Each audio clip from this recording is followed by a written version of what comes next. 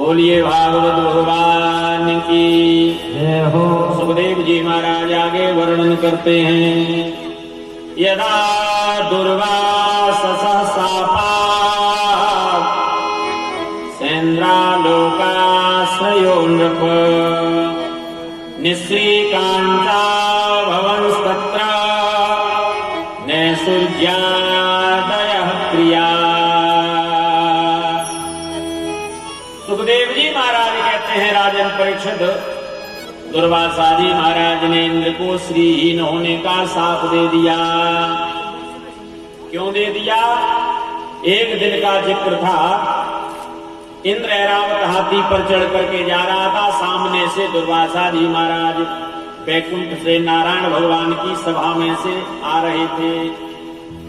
इंद्र ने जो ही दुर्वासा जी को सामने आते हुए देखा, ऐरावत हाथी से नीचे उतर करके प्रणाम करने लगा।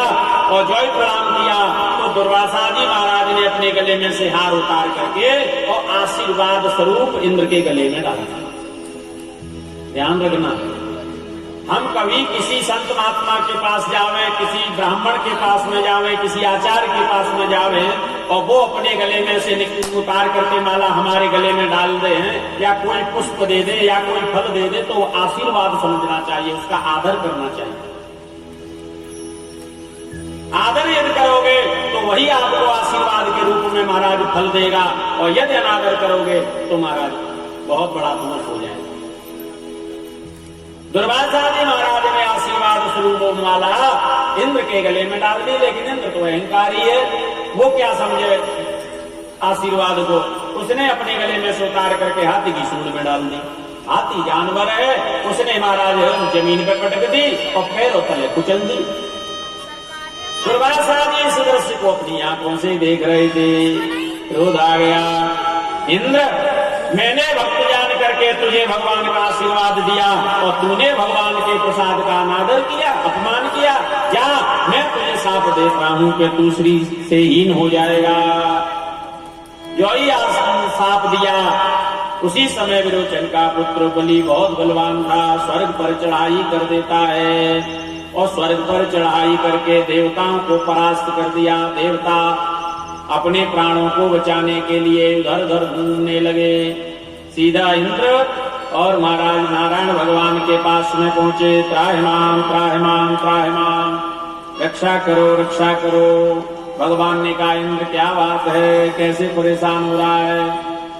इंद्र ने कहा, प्रभु बलि ने हमारे स्वर्ग पर चढ़ाई कर दी है, अब हमारा स्वर्ग वापस दिलवा दो। नारायण भगवान ने कहा, इंद्र तुम्हारा इंद्रासन तो तभी वापस मिल सकता है जब तुम बलि से संधि कर लोगे। संधि कर लोगे? हाँ, कैसे?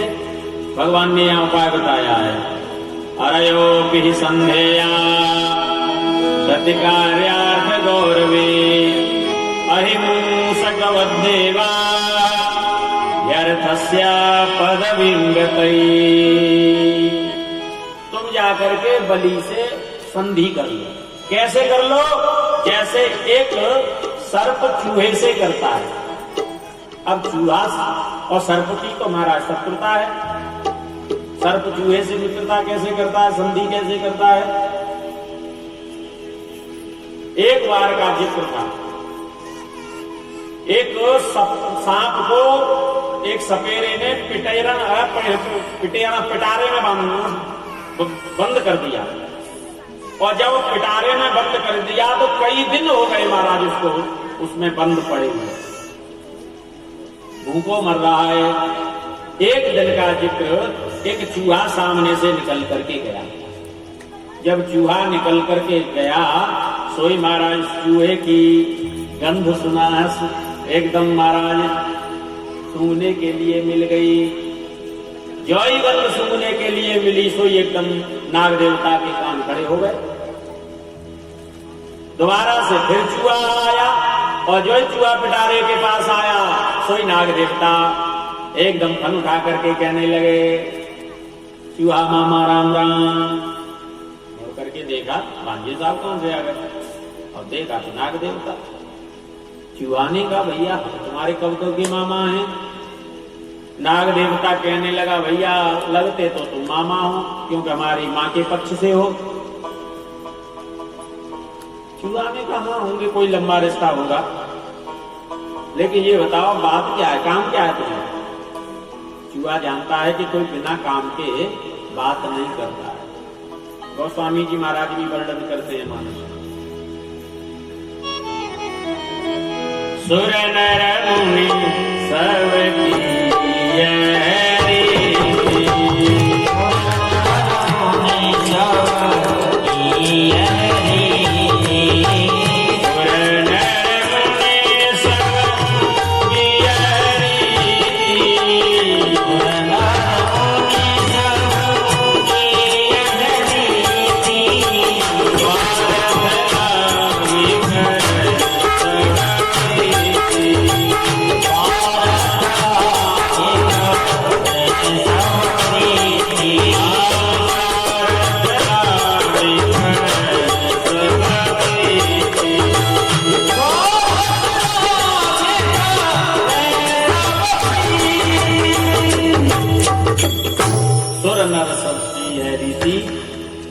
स्वार्थ लागे करें सबकी।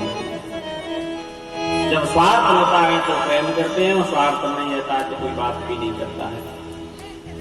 चूहा जानता है, नाग देवता ने कहा मामा बात ऐसी है, हम इस पिटारे में कई दिनों से बंद पड़े,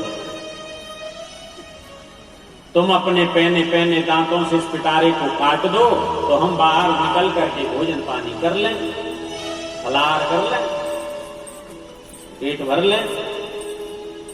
चूहा ने कहा ठीक कह रहे हो, मैं अपने दांतों से पिटारे को काट दूं और तुम निकल करके आकर के सबसे पहले मुझे ही खा जाओ। नाग देवता ने कहा नहीं चूहा मामा बात ऐसी है, मैं एक बार हरिद्वार हरि की पौड़ी पे स्नान करने के ताई गयो तो वहां हमसे कहा कि गंगा स्नान को फल तो जब ही मिले जब यहाँ कछु छोड़ के जाओ। अब और तो हम पे कछु नहीं हो, हमने हमारा दर्शना ही छोड़ दिया, वही संकल्प ले लिया आज के बाद हम दसेंगे नहीं। हम हरिद्वार में गंगा के किनारे दसना छोड़ आए, किसी को खाना छोड़ आए, अब हम किसी को डसते नहीं। चूहा नाग देवता की बातों में आ गया और पहने दांतों से पिटारे को काटने लगा, और जो ही पिटारा कटा नाग देवता कई दिन के भूखे क्या करके चूहे मामा का ही बलार कर। यही बात श्रीमन नारायण कह रहे हैं, जैसे सर्प चूहे से मित्रता करता है वैसे ही तुम जाकर के बलि से करो, समुद्र मंथन करो संधि करके। समुद्र में रत्न छुपे हुए हैं और उसी में अमृत कलश छुपा हुआ है। तुम देवता और दैत्य मिलकर के मंथन करेंगे तो अमृत कलश निकलेगा, तुम पी करके अमर हो जाओगे।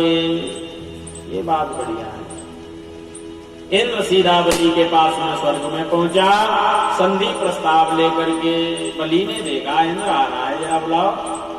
सैनिक लोग लेकर के पहुंच गए, हाँ भैया क्या बात है। इंद्र ने कहा बलि तुम भी कश्यप की संतान हो और हम भी कश्यप की संतान है। पिता तो हमारे एक ही है, माँ अलग है।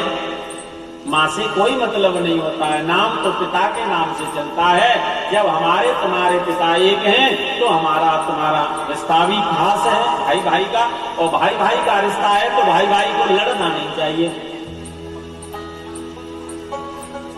बलि ने कहा इंद्र बात क्या है, असली बात बताओ।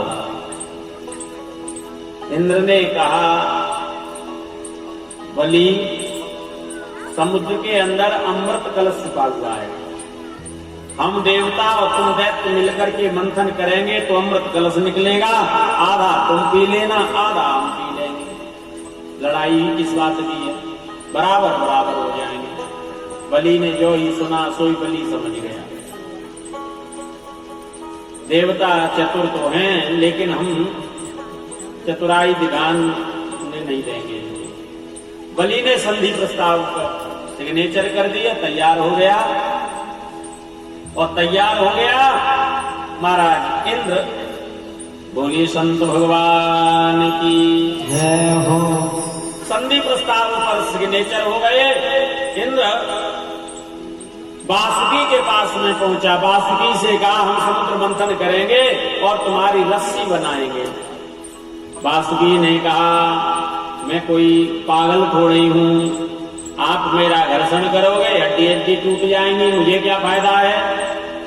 हे नागराज मां मंत्र फल भागे न वासुकिन परवीय गिरौ तस्मिन् नेत्रमब्धिं मुदान्विता। देवताओं ने कहा वासुकी उस अमृत में से कुछ बूंद अमृत की तुम्हें भी पिला देंगे। वासुकी ने कहा तो हुआ था, फायदा यदि हो तो काम करें।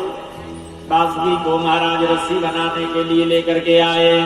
मंदराचल पर्वत को रई बनाते हैं। जो ही मंदराचल पर्वत को देवताओं ने रई बनाने के लिए उठाया, सोई मंदराचल एक तरफ रमकने लगा, नीचे देवता दब करके मरने लगे। त्रायमाम बचाओ बचाओ बचाओ। सोई महाराज भगवान नारायण पहुंच गए और छोटी उंगली पर मंदराचल पर्वत को उठा करके जाके रख दिया, समुद्र के अंदर जाकर के रख दिया। वासुकी की रस्सी बना करके एक तरफ दैत्य और दूसरी तरफ देवता लग गए, मंथन करने लगे। जो ही मंथन की आस हुई, मंदराचल पर्वत नीचे समुद्र में जाने लगा। त्राहिमाम विलोक्य विघ्नेश विधिं तदेश्वरो दुरंत वीर्यो वितथा विसंधि कृत्वा काक्षपमद्भुतं महत् प्रविश्य तोयं गिरिमुज्जहार। उसी समय नारायण भगवान कच्छप रूप धारण करके आ गए। बोलिए कच्छप भगवान जय हो। कच्छप रूप धारण करके मंदराचल पर्वत को अपनी पीठ पर धारण किया। समुद्र मंथन होने लगा।